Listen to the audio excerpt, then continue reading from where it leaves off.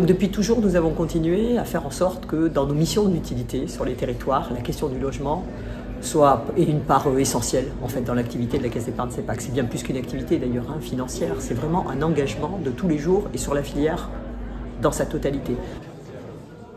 Il nous faut continuer quand nous partageons une prise de conscience des défis qui sont les nôtres sur le territoire de Marseille, à relever autour du logement.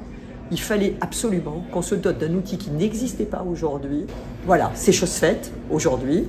La première tranche de 300 millions d'euros a été ouverte pour les prochains mois. Nous n'hésiterons pas à la compléter de 200 millions d'euros supplémentaires si les besoins s'expriment.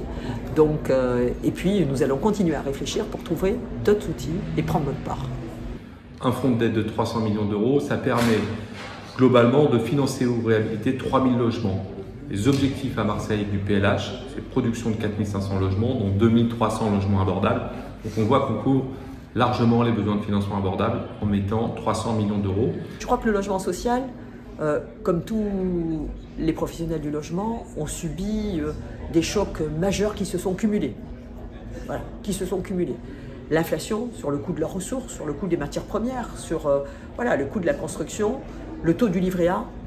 Il faut savoir que la dette, par exemple, d'une ESH, est à 75% constituée de dettes sur base taux du livret A. Donc quand le livret A passe à 3% au lieu de 0,50, le coût de leur dette devient vraiment extrêmement fort et les empêche de pouvoir investir sur la construction ou la réhabilitation de nouveaux logements.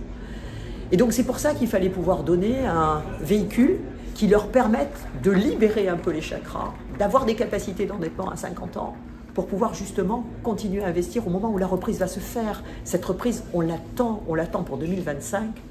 Le logement est une nécessité sur la ville de Marseille. Il fallait qu'on puisse redonner une bouffée d'oxygène pour investir au moment où il faut le faire.